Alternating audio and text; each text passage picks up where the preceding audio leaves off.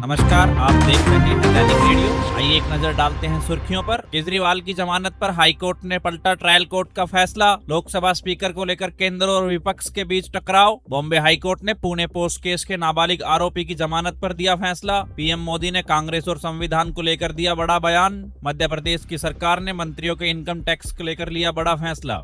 अब खबरें विस्तार से। दिल्ली हाईकोर्ट ने शराब घोटाले से जुड़े मनी लॉन्ड्रिंग केस में मंगलवार को केजरीवाल को जमानत देने से इनकार कर दिया है। मतलब दिल्ली के सीएम अरविंद केजरीवाल अभी तिहाड़ जेल में ही रहेंगे। अदालत ने कहा कि दलीलों को सही ढंग से बहस नहीं हुई है, इसलिए राउज एवेन्यू कोर्ट के फैसले को रद्द करते हैं। फैसले को देखकर ऐसा लगता है कि केजरीवाल को जमानत देते समय विवेक का इस्तेमाल नहीं किया गया है।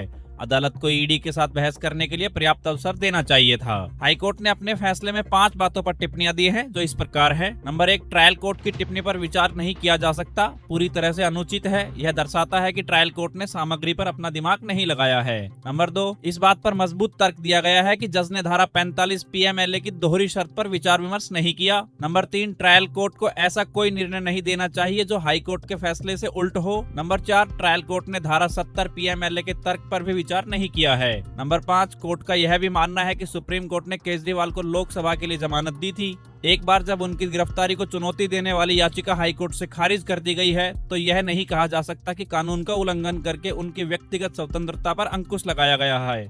उधर आम आदमी पार्टी का कहना है कि हम हाई कोर्ट के फैसले से सहमत नहीं हैं, हम सुप्रीम कोर्ट जाएंगे। जमानत पर आदेश को इस तरह से नहीं रोका जा सकता। सुप्रीम कोर्ट ने भी कल यही कहा है। बता दें कि राउज एवेन्यू कोर्ट ने 20 जून को केजरीवाल को बेल दी थी, लेकिन ईडी की याचिका पर हाई कोर्ट ने 21 जून को रोक लगा दी थी।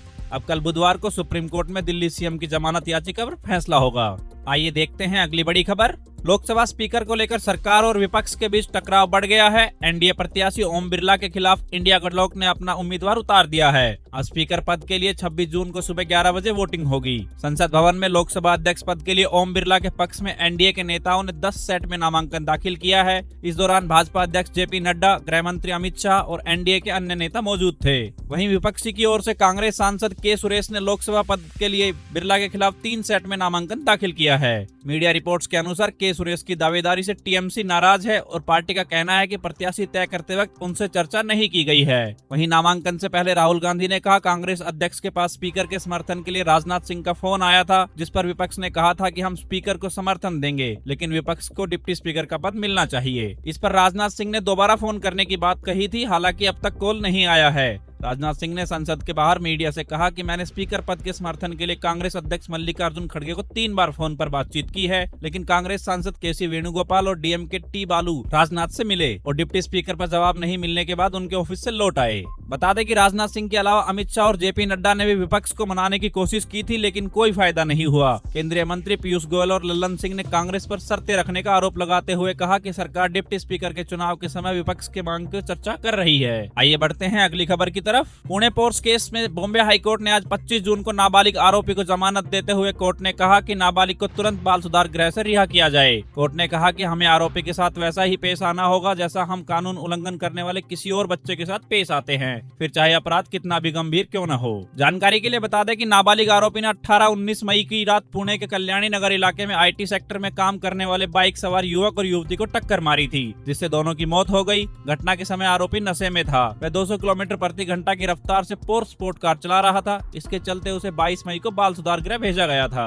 बता दें कि कोर्ट ने यह आदेश आरोपी लड़के की आंटी की तरफ से दाखिल याचिका पर दिया है। पिछले हफ्ते दाखिल की गई याचिका में कहा गया है कि लड़के को गैर कानूनी तरीके से हिरासत में रखा गया है और उसे तुरंत रिहा किया जाना चाहिए। वहीं इस याचिका में यह भी कहा गया था कि लोगों के गुस्से और राजनीतिक एजेंडे के चलते पुलिस जांच के सही रास्ते से भटक गई है। इस वजह से जुवेनाइल जस्टिस एक्ट का उद्देश्य पूरा नहीं हो सका। याचिका पर हाईकोर्ट ने 21 जून को सुनवाई की थी, जिस पर कोर्ट ने आदेश रिजर्व रख लिया था और फैसला सुनाने के लिए आज की तारीख दी थी। आइए बढ़ते हैं अगली बड़ी खबर की तरफ। जैसा कि आज 25 जून को इमरजेंसी की 49वीं बरसी है और इससे एक दिन पहले ही 18वीं लोकसभा के पहले सत्र में विपक्षी सांसदों ने संविधान की कॉपियां लेकर शपथ ली थी। इसे लेकर प्रधानमंत्री ने कांग्रेस की आलोचना करते हुए एक्स पर पोस्ट में लिखा कि इमरजेंसी लगाने वालों को संविधान पर प्यार जताने का अधिकार नहीं है। पीएम मोदी ने एक के बाद एक एक्स पर 4 पोस्ट की हैं, जिसमें उन्होंने कहा कि जिस मानसिकता की वजह से इमरजेंसी लगाई गई थी वह आज भी इस पार्टी में जिंदा है। इसके जवाब में कांग्रेस नेता पी चिदम्बरम ने कहा कि देश को दूसरी इमरजेंसी से बचाने के लिए जनता ने इस बार वोट किया है। हमारे संविधान ने ही जनता को आने वाली एक और इमरजेंसी रोकने की याद दिलाई है। साथ ही चिदम्बरम ने यह भी कहा कि जनता ने इस लोकसभा चुनाव में भाजपा के मंसूबों को कम करने के लिए वोट किया है। जनता ने इस तरह का मतदान कर कहा है कि कोई भी शासक संविधान के मूल ढांचे को नहीं बदल सकता है। भारत एक लोकतांत्रिक और धर्मनिरपेक्ष देश बना रहेगा। वहीं कांग्रेस नेता भूपेश बघेल ने कहा कि इंदिरा गांधी में साहस था, उन्होंने घोषित आपातकाल लगाया था, लेकिन देश में 10 साल से अघोषित आपातकाल लगा हुआ है। किसान शहीद हो रहे हैं, मीडिया को दबा दिया गया है, विपक्ष के लोग अगर सवाल करते हैं तो उन्हें जेल भेज दिया जाता है। आइए देखते हैं अगली बड़ी खबर। एमपी के मंत्रियों का इनकम टैक्स अब प्रदेश सरकार जमा नहीं करेगी, इसका भुगतान अब मंत्री स्वयं ही करेंगे। 1972 के नियम में बदलाव करते हुए मुख्यमंत्री डॉक्टर मनमोहन यादव की कैबिनेट ने मंगलवार को यह फैसला लिया है। बैठक में सीएम डॉक्टर यादव ने इसका सुझाव रखा, जिस पर सभी ने सहमति जताई है। सरकार ने पिछले 5 साल में 3 करोड़ 24 लाख रुपए टैक्स जमा किया था। वहीं नगरीय विकास मंत्री कैलाश विजयवर्गीय ने बताया कि सीएम ने बैठक में कहा कि मंत्रियों को मिलने वाले भत्ते पर लगने वाला इनकम टैक्स राज्य सरकार देती है, इसमें सुधार किया जाना चाहिए। इसके बाद सभी ने सीएम के प्रस्ताव पर सहमति जताई और इससे संबंधित अधिनियम समाप्त कर मंत्रियों के भत्ते पर लगने वाला इनकम टैक्स सरकार से जमा कराने की व्यवस्था खत्म करने को कहा है। इसके बाद अब मंत्री खुद अपना इनकम टैक्स भरेंगे।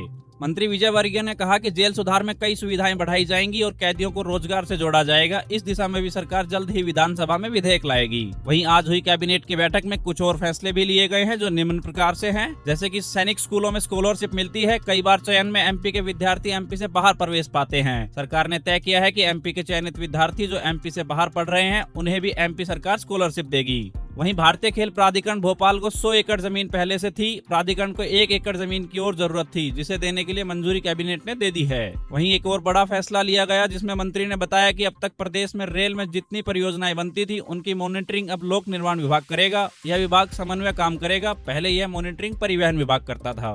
ये थी आज की बड़ी खबरें। आप देख रहे हैं दैनिक रेडियो। नमस्कार, धन्यवाद।